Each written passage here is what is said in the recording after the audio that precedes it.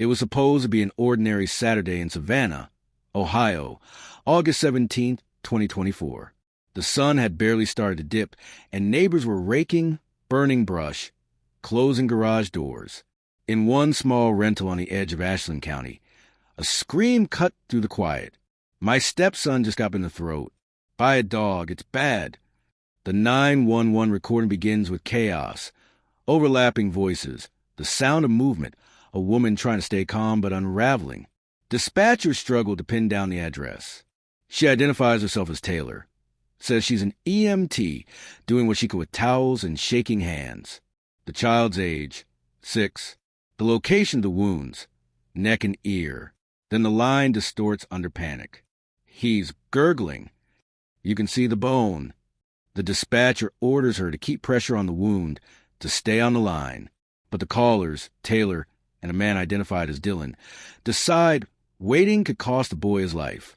They scoop him into their arms, rush to a car, and speed toward the small Savannah fire station, headlights slicing through the late afternoon haze.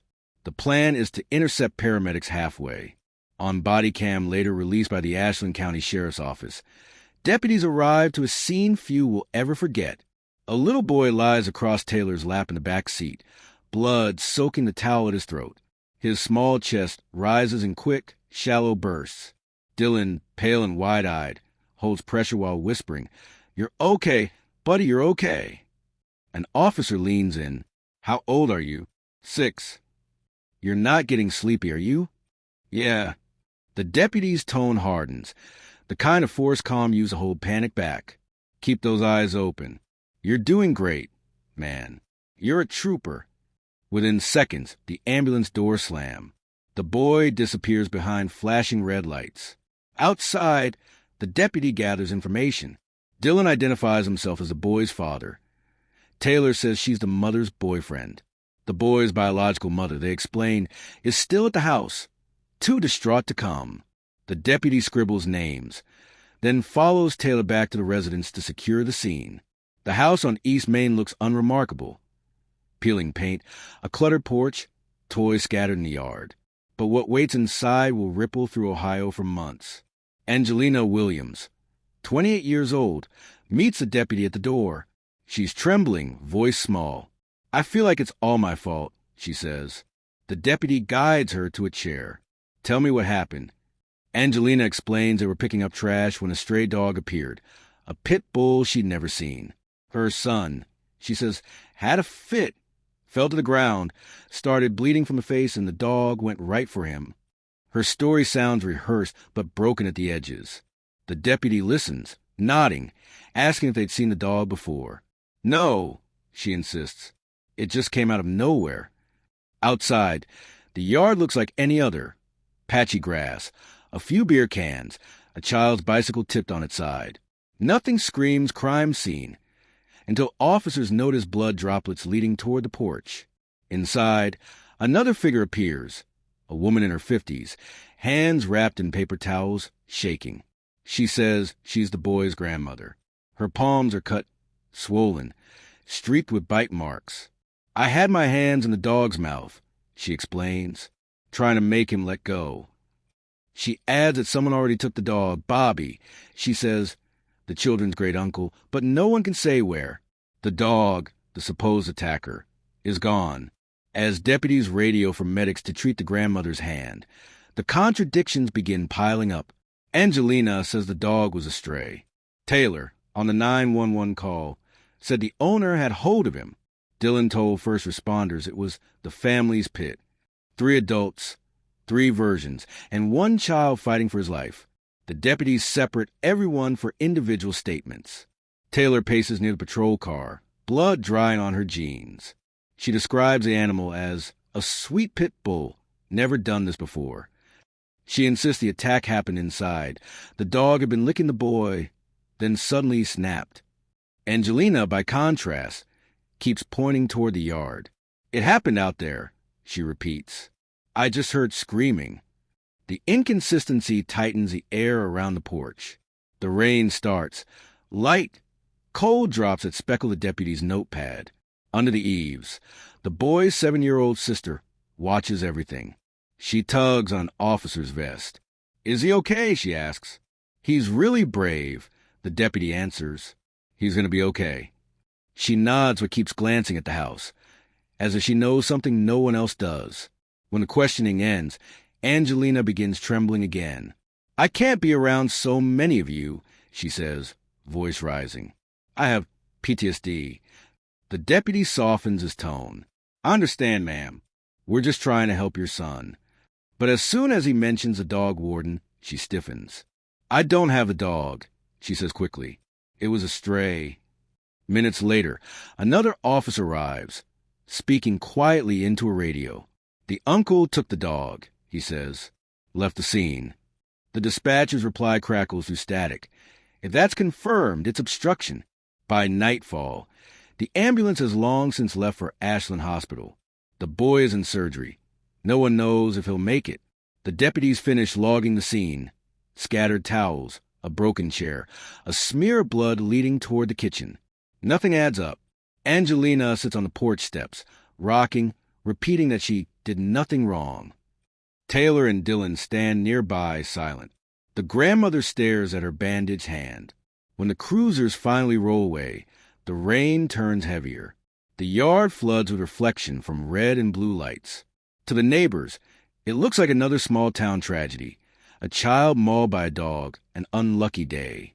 But inside the Ashland County Sheriff's Office, investigators replay the 911 recording and note a detail most listeners missed. When the woman said, "You can see the bone," another voice, male calm, murmured something in the background. "Hold this on your neck. Very firmly. Don't let go. Pause. My hands, my hands." It's faint, but clear enough to send a chill down every spine in the room. The man isn't just helping. He sounds almost attached, rehearsed. The deputy hits pause. There's more to this. The stories don't align. The dog is gone, and the only witness who can tell the truth is a 6-year-old boy lying in a hospital bed. What the child will later reveal will turn a supposed accident into one of the most disturbing criminal cases in Ashland County history. When deputies returned to Savannah residence that evening, the rain hadn't stopped. The yard smelled of mud, metal, and wet leaves. Porch lights flickered in the drizzle as a single cruiser idled near the curb. Inside, tension hung heavier than the humidity itself. The 911 call had raised more questions than it answered. Every adult at the scene told a different story, and none of them made sense. Angelina Williams, the 28-year-old mother, swore the dog was a stray. Taylor Brown, her boyfriend, described it as a family pet, a sweet pit bull that had never done this before. Dylan, the man claiming to be the child's father, didn't seem sure of anything. Each claimed to be doing the right thing. Each blamed confusion, panic, or trauma. But body cam audio would later prove otherwise. These weren't simple mistakes. They were rehearsed fragments of a cover-up unraveling in real time. The deputy's flashlight cuts through the half-dark interior. A small living room, couch pushed aside, towels and blood-stained fabric on the floor. The grandmother, her name redacted in court records for privacy, stands by the sink, rinsing her hands under running water. The pink-gray swirl of blood and soap circles a drain. Her voice is quiet. "It keeps bleeding. I had my hands in the dog's mouth. I thought he was going to kill him." She describes what she saw. Her grandson sitting on the floor, coughing blood, the pit bull locking onto his throat. She grabbed the animal's jaw, screamed for help, and someone, her brother, Bobby, ran in to pull away. The deputy nods, scribbles notes, asks where the dog is now. "My brother took him. He's got him somewhere." "Your brother's name?" "Robert Mikowski, Jr. We call him Bobby." No one seems to know where Bobby went. The grandmother says he left to calm the dog down. Angelina says he took him for a drive. Taylor claims the owner had hold of him. 3 people, 1 dog, 0 accountability. Deputies step back outside to regroup. The rain picks up, wind blowing through the trees. Across the yard, the boy's 7-year-old sister peers from the porch, hair plastered to her cheeks. She's barefoot, holding a stuffed animal by its ear. "Is my brother okay?" she asks again. "He's brave. He's going to be fine," the deputy answers. She nods but doesn't look relieved. Behind her, Angelina paces, phone in hand, voice rising. She tells officers she's uncomfortable, that too many people are crowding her space. She says she has PTSD and can't be questioned. The deputies try to reassure her. We just need details, ma'am. But every time they mention the dog warden, she flinches. The phrase, "we need to find the dog," triggers a sudden outburst. I don't have him. It was a stray. It's not my fault. Her reaction tells him everything. Inside the cruiser, one deputy phones the county dog warden. He keeps his voice low. "They're lying," he says. "The uncle took the dog. I want obstruction paperwork ready." When he steps back onto the porch, he brings his recorder up to chest level. "Angelina," he says gently, "if the dog doesn't show up, someone's going to jail. That's just how it works." She shakes her head, almost childlike. "I don't have the dog. It's a stray. You can't charge me for that." He presses again. "Your uncle took it, right? We can find him." "You don't question your elders," she snaps. "He's my uncle. I don't tell him what to do." That's when the deputy catches it. The slip that unravels the entire story. "So it is your uncle's dog?" A pause. "That's right," she mutters. "It's obstruction, caught on camera."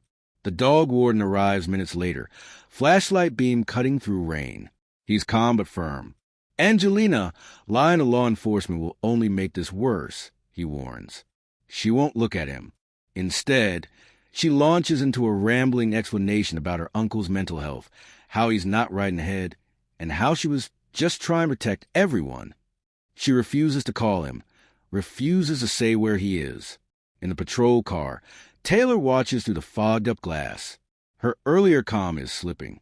She tells the deputy quietly, "I'm not trying to get anyone in trouble, but she's lying. It's Bobby's dog. Everyone knows it." It's the first clear, consistent statement of the night, and it breaks the case open. By the time the questioning ends, everyone is exhausted. Deputies write a summons for obstruction, handing it to Angelina with a final warning. She signs it in silence. Rain drips from her hair onto the paper. The child's sister clings to the grandmother's leg. "Will he get stitches?" she asks. The deputy nods. "I think so." The little girl hesitates, then adds, almost to herself, "I saw blood on the carpet." That single sentence will echo later in the investigation, because when officers return the next day with a search warrant, they'll find far more than carpet stains. For now, the deputies drive away. The porch light fades behind them. Inside the cruiser, the silence is heavy. The dash cam records the lead investigator, shaking his head. "That wasn't a stray," he says quietly. "They're covering something." He's right, because less than 24 hours later, the 6-year-old boy, now stabilized at a hospital, will tell detectives a story no one expected. A story about handcuffs, about being restrained, about watching the dog's eyes before it lunged for his throat. And when those words are transcribed and replayed for the sheriff, this case will shift from a tragic animal attack to one of the darkest child abuse cases in recent Ohio history. At the children's ward of Ashland Hospital, the world had narrowed to white light antiseptic and the rhythmic hiss of a ventilator. For most of that night, no one was certain the little boy would make it. The surgeon said the bite had missed his carotid artery by barely 2 centimeters. By morning, he could whisper. That was all detectives needed. When the lead investigator stepped quietly into the room, he expected confusion, maybe fragments of a child's memory. What he got instead was a 6-year-old telling the story no one else dared to tell. The boy's voice was small but steady. He didn't cry. He just explained. "There's metal ones and black ones," he said. "They put them on my hands and feet." The deputy hesitated, unsure if he'd heard right. "Handcuffs." "Yeah, I was acting up and they handcuffed me." He demonstrated with his fingers, wrists turning inward. When asked who had done it, he answered without pause, "My mom." The officer glanced at the nurse, standing in the doorway. "Your mom put them on you?" "Uh-huh. My hands and my feet. And then the dog came." The deputy tried to keep his voice even. "Did the dog bark or growl first?" "No. It just jumped on my neck." wouldn't let go. He explained that he fell sideways, unable to move, watching the animal's head thrash above him. He could hear his sister screaming from the other room. He said his mom's boyfriend tried to help, but it was too late. When the dog finally released, he felt cold and dizzy and saw his own blood on the floor. For a moment, the deputy couldn't speak. He looked at the child, small frame, fresh stitches running under a gauze collar, and fought to hold his composure. "Even big guys have emotions," he finally said. "I'm sorry this happened to you, buddy." Then he stepped into the hallway and closed the door, his eyes wet. Inside, the body cam footage later made public. There's a long stretch of silence, just the sound of shoes on tile, and a quiet exhale of disbelief. Back at the sheriff's office, the case changed overnight. What began as a dog bite call was now a criminal investigation. Detectives replayed the 911 audio again, this time listening for tone, not panic, but guilt. In the background, they could hear the mother's voice. Common moments that should have been chaos. They compared it to the boy's statement and realized he described details only someone inside the house could know. The next morning, deputies secured a search warrant for property on East Main Street. What they found would confirm every word of the child's testimony. When investigators arrived, Angelina Williams was waiting on the porch, her expression shifting between defiance and fear. She demanded to see the warrant, demanded to call her mother, demanded they not touch her stuff. Her uncle, Robert Mikowski Jr., stood nearby, his burned hands trembling, insisting the officers had no right to take his dog.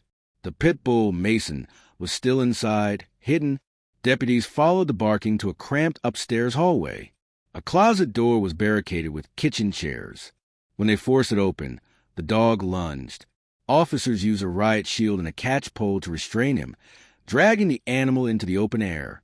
He was shaking, panting, his muzzle still spotted with dried blood. The room reeked of ammonia and fear. On the kitchen counter lay a pair of silver handcuffs and a set of keys. Nearby, detectives photographed a small rope looped under a dining chair and a child's hoodie stained with blood. It was enough to rewrite the narrative entirely. Angelina insisted she hadn't known the cuffs were there. Then, under pressure, admitted she'd used them once or twice to control her autistic son when he had meltdowns. She said her uncle told her it was fine. It wasn't abuse, she argued. It was to keep him safe. Her boyfriend, Taylor Brown, contradicted her within minutes. He told detectives the boy had been restrained when the dog attacked.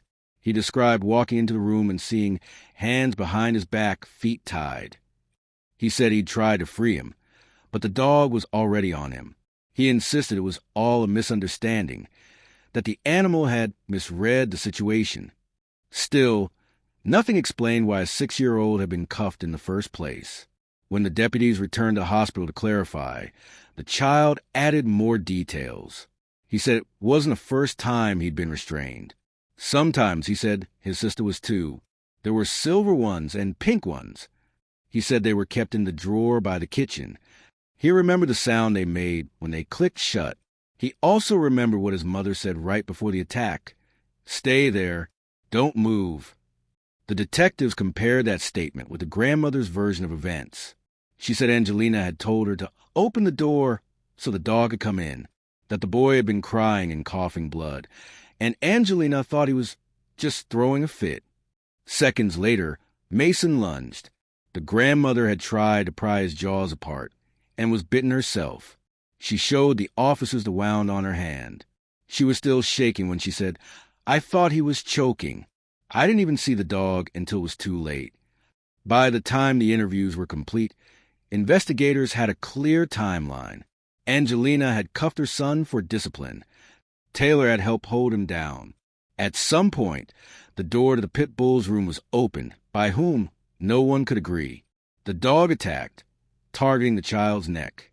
Bobby, the uncle, intervened too late and then hid the dog to protect himself. Every adult in the house lied.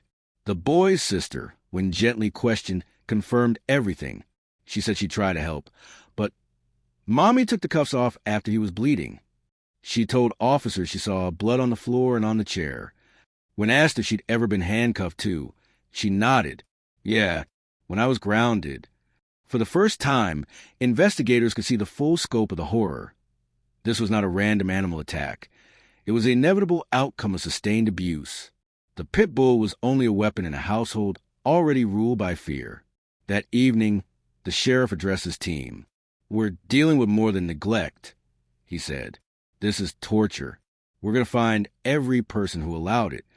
The following morning, the Ashland County Prosecutor's Office filed preliminary charges of obstruction and child endangerment against Angelina Williams.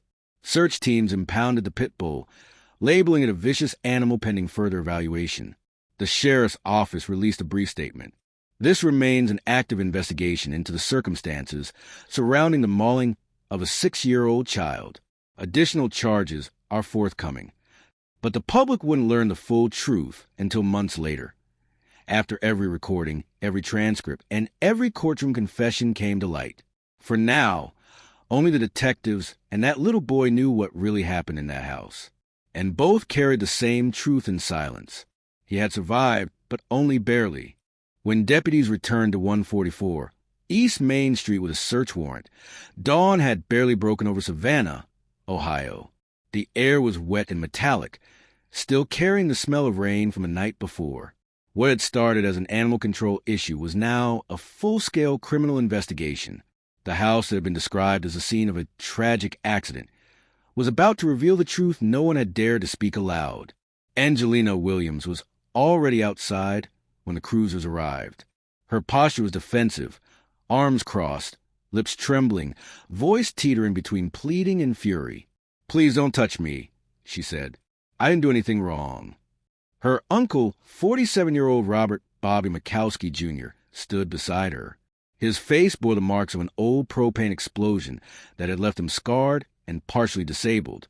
He insisted he was being harassed. "That dog didn't hurt nobody," he told officers.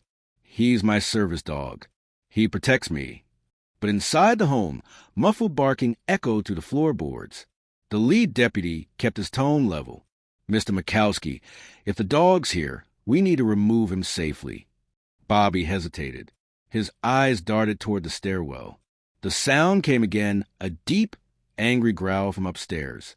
Deputies followed it up a narrow hall that smelled of mildew and bleach. They found a door blocked by 2 kitchen chairs. Behind it, the growling intensified. When they forced the door open, the dog lunged. Body cam footage later released shows the moment an officer raises a riot shield while another slips a catchpole around the pit bull's neck. The animal thrashes, foam at its jaws, until it's dragged into the hall and secured. "He's trained to protect me at all costs," Bobby muttered. "He don't understand what's going on." The deputies didn't answer. They already suspected that Mason, the pit bull, had been deliberately hidden in the upstairs cubby to conceal evidence. As they swept the house, details began to fall into place. In the kitchen, a pair of silver handcuffs sitting on the counter beside a small ring of keys. In the living room, a child-sized chair streaked with blood. Near the hallway, a rope looped into a crude lashing knot. It was everything the boy had described from his hospital bed. When confronted, Angelina's explanations shifted by the minute. She said the cuffs weren't hers. Then she admitted she'd used them only a couple times, she claimed, to calm her autistic son when he had meltdowns. She said her uncle told her it was okay, that it wasn't abuse, just restraint for safety. Her tone hardened when the deputy mentioned the word discipline. "You don't understand autism," she snapped. "Sometimes you have to restrain them." But the evidence in front of them, the chair, the rope, the blood, spoke for itself. When Bobby was questioned separately, his answers contradicted hers at every turn. He said he owned the handcuffs but used them only as a deterrent. He said the kids thought it was a game. Then, when asked why the dog was hidden, he claimed it had run away. The same excuse he'd used a year earlier when animal control responded to another complaint involving him and the same pit bull. "He ran off after a deer," Bobby said. "I tried to get water for him, and he took off." The officers didn't believe a word. The closet door had been latched from the outside. Downstairs, Angelina's boyfriend Taylor Brown sat at the kitchen table, head in his hands. He looked exhausted, eyes red, hands trembling. When the detective slid a photo of the handcuffs across the table, Taylor exhaled. "Yeah," he said quietly. "Those are the ones." He admitted to holding the boy in the chair while Angelina fastened the cuffs. He said the child had been acting out, refusing to clean up dog waste, and that Angelina was just trying to teach him a lesson. "He was crying," Taylor said. "Then she hit him. The dog saw blood and went crazy." The statement matched what the grandmother later told police, that the boy had coughed blood moments before the attack, that Angelina ordered her to open the door and let Mason inside. Seconds later, the pit bull went for the child's throat. As deputies logged evidence, the little girl watched in the corner of the room. She was quiet, hands clasped in front of her, as officers photographed the stains on the carpet. When one of them asked gently if she was all right, she nodded.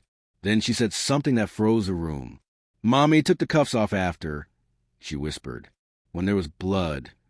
It was confirmation, the final thread tying every piece together. The attack hadn't been random. It had been the culmination of routine punishment. Restraining, striking, humiliation. The dog had reacted not to chaos, but to the scent of blood and fear in a house where violence had become normal. That afternoon, the sheriff's office held a closed briefing. Detectives spread photos across a long table. The handcuffs, the rope, the cubby where the dog was found, the blood-spattered chair. Every image told the same story. One of cruelty hiding behind excuses about discipline and disability. The sheriff spoke quietly. "This isn't just neglect," he said. "This is torture. Everyone who knew and did nothing is complicit." Orders went out to detain all 3 adults for further questioning. The pit bull was impounded as a vicious dog. The children were placed in protective custody. By evening, the once ordinary house on East Main was wrapped in crime scene tape. Neighbors gathered on the sidewalk, whispering. To them, it looked like any other Ohio home. But inside, investigators had uncovered months, maybe years, of secret abuse.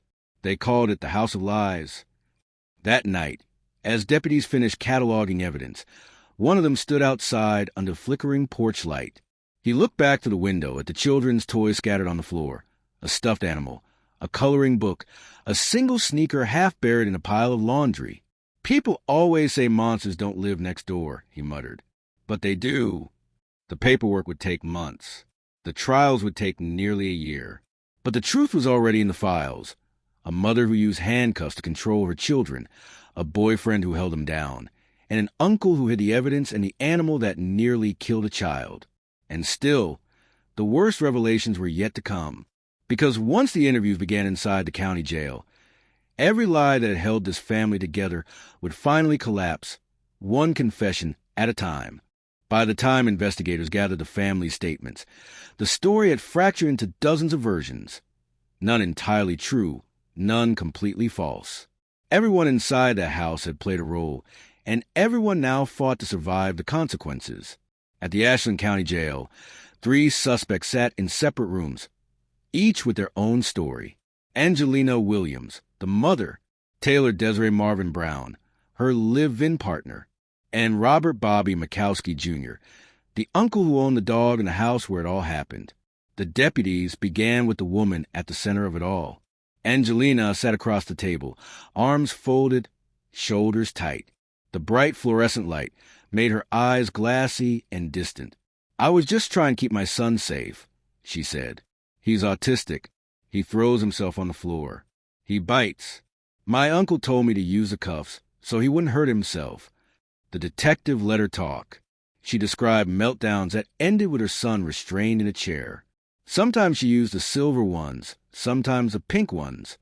When pressed about the day of the attack, she admitted cuffing him again, only because he wouldn't clean up dog poop. She insisted it wasn't abuse. "He thinks it's a game," she said. "He laughs sometimes." But the detective's tone stayed cold. Was he laughing when the dog attacked him? Angelina looked down. "No," she whispered. Next door, Taylor Brown had already broken. Her confession was handwritten. The ink streaked from tears. She described holding the boy down while Angelina fastened the cuffs. "He was squirming," she wrote. She said it was to calm him. "I didn't think it was right. But I didn't stop her. She admitted that when the boy started crying and coughing blood, Angelina hit him. The dog, Mason, was watching. He saw blood. He went straight for the neck. Taylor claimed she tried to pull the animal away, screaming for Bobby, who ran in seconds later. When the deputies read her words aloud, she buried her face in her hands. "If I'd stopped her sooner, he'd be fine," she said. Still, Taylor wasn't blameless. She'd helped hold the child in place. She'd lied to police on the first night, calling the attack an accident. The prosecutor would later call her cooperation too late to matter. When Bobby Mikowski entered the room, he came armed with excuses. His right hand was missing several fingers from the propane explosion years earlier, and he leaned heavily on his disability to distance himself from the crime. "I didn't put cuffs on nobody," he said. "I can't even hold them right. You see my hand." But when asked why the cuffs were on the kitchen counter and why his dog had been hidden, his calm evaporated. "That dog's special," he said. "Trained to protect me. They don't understand him. If he sees fighting or yelling, he steps in to stop it."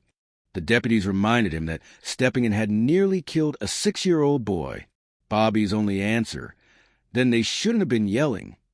When shown a photo of the blood-stained chair, he looked away. "That ain't mine," he muttered. Yet moments later, he admitted the handcuffs belonged to him. "Just to scare the kids straight," he said, "so they don't end up like me." Investigators had heard enough contradictions to fill a dozen reports. But it was the children's interviews, not the adults, that painted the real picture. The boy's sister spoke first. She said her mother used handcuffs when we were bad and ropes when we didn't listen. Sometimes, she said, she was tied to the chair herself. She lifted her sleeves to show faint marks on her arms. "It rubbed my skin," she said. "I told her to stop." Then came the 6-year-old's follow-up interview. He told detectives his mother had smacked him right before the attack. His nose bled. The dog saw it, and that was when everything went black. He remembered his sister screaming. He remembered his grandmother's hands trying to open the dog's jaws. He remembered his father's voice crying his name. Every detail aligned perfectly with the evidence from the house. For the detectives, there was no more doubt. This wasn't punishment gone wrong. It was systematic abuse that had escalated until it nearly killed a child. When confronted again, Angelina's calm collapsed. She started sobbing, rocking in her chair, repeating the same words. "I didn't mean it. I didn't mean it. You don't understand how bad this is going to get." Her panic filled the room. She said she had PTSD, couldn't eat in jail, couldn't live without her service dog. She begged them to let her go home. The detective's response was blunt. "Your son's alive because we got there in time. That's the only reason." She was charged with kidnapping for counts of endangering children, obstructing justice, and possession of criminal tools. The tools being the handcuffs and rope. Meanwhile, detectives uncovered digital evidence that confirmed the abuse had been ongoing. Taylor revealed she'd once received a Snapchat video from Angelina, showing the boy's sister tied to a chair, head down, silent. "I should have told someone," Taylor admitted. "I thought it was a joke at the time." She hadn't saved the clip, but investigators later retrieved fragments from her phone's cache. The image, a rope around a child's chest, wrist behind her back, was enough to make seasoned officers leave the room. Taylor later told them she'd also seen it happen in person. "It was like a noose around the bar of the chair," she said. "Wrapped tight. She couldn't move." When asked why she hadn't reported it then, she whispered, "I was scared of Angel." Back in her cell, Angelina called her mother on the jail phone. The call was recorded. "I can't believe your brother did this to me," she cried. "He told me it was okay." Her mother's voice cracked through the static. "Angel, why didn't you tell me? I'd have pulled you out of that house." "Bobby doesn't have a sister anymore," Angelina said. "He used my kids. He used me." But her mother didn't let her shift the blame. "You abused them, Angel. You hurt my grandchildren." There was a long pause before the line went dead. For investigators, that was the end of denial. They had a mother who weaponized restraint, a boyfriend who enabled her, and an uncle who concealed evidence and let a violent dog roam freely. When the case files were turned over to prosecutors, they filled 3 binders, photos, transcripts, body cam footage, jail calls, and one handwritten note from the detective who'd interviewed the boy. He said he's not scared of dogs anymore. He's scared of people. The trials were months away, but the truth was already sealed. All that remained was sentencing, and the small mercy that both children were safe, finally beyond the reach of those who claimed to love them. By the time the courtroom doors opened in the summer of 2025, nearly a year had passed since the August afternoon that left a 6-year-old boy fighting for his life. What began as a frantic 911 call about a dog bite had grown into one of the most shocking criminal child abuse cases in Ashland County history. The transcripts were now public record. Hours of body cam footage, interrogation videos, jail phone calls, and written confessions. Every lie, every justification, every moment of silence between. The courtroom was quiet when the first sentence was read aloud. Robert Bobby Mikowski Jr., the uncle, the man who had the dog, who owned the house, who allowed the cruelty to unfold under his roof, stood before the judge in an orange jumpsuit. The same hands that once had the pit bull Mason trembled as he clutched the defense table. The prosecutor called him an irresponsible dog owner and a man whose actions placed 2 children in the path of catastrophic harm. Evidence showed that Bobby had hidden Mason in the upstairs cubby, lied about the animal's whereabouts, and tried to mislead investigators during the most critical hours after the attack. He pleaded not guilty, then changed his plea mid-trial when confronted with his own recorded lies. In July 2025, he was convicted on 3 felony counts, 2 of complicity in endangering children and 1 of tampering with evidence. The remaining 4 charges were dropped. Judge's gavel fell. 9 years in prison, with 337 days credit for time served. He was banned for life from owning animals and forbidden from any contact with minors. Next came Taylor Desiree Marvin Brown, the mother's partner. Throughout the trial, she appeared withdrawn, head lowered, shoulders stiff, occasionally breaking down when video from her own confession was played for the jury. In that confession, she had admitted to holding the child down, while Angelina locked the handcuffs. She admitted that she'd lied to dispatchers and deputies. But in later jail calls, she reverted to denial, saying, "It wasn't my fault. She was going to do it anyway." The judge read aloud a line from her written confession. "If I had stopped her, he would still be fine." Then he looked directly at her. "You had every opportunity to stop this," he said. "You did nothing." On July 14th, 2025, Taylor Brown was sentenced to 10 to 15 years in state prison, followed by 2 to 5 years of post-release control. The courtroom was silent, except for the clicking of the clerk's keyboard. Finally, there was Angelina Williams, the woman the children still called Mommy. Her case had drawn local and national attention. A mother accused not just of neglect, but of kidnapping her own child through unlawful restraint. During pre-trial proceedings, she pleaded not guilty by reason of insanity. Court-ordered psychiatric evaluation determined otherwise. She was competent to stand trial. Facing overwhelming evidence, the boy's testimony, the sister's statements, the handcuffs, the rope, and her own words, she changed her plea to guilty on all major counts. Kidnapping, for count of endangering children, obstruction of justice, and possession of criminal tools. The prosecutor's voice remained steady as he listed the injuries and the psychological damage to both children. "This was not discipline," he said. "This was domination." On June 30th, 2025, the court handed down its judgment, 19 to 23 and a half years in prison, plus an additional 48 months and 316 days credit for time served, followed by 2 to 5 years of post-release control. She showed little reaction when the sentence was read. Only when the deputies took her hands to lead her away did she speak. Not to the court, not to the press, but to her attorney. "Please tell my mom I mean it." Outside the courthouse, reporters gathered beneath gray Ohio skies. There were no family members to speak for Angelina, no defense statements of innocence. The case file told everything.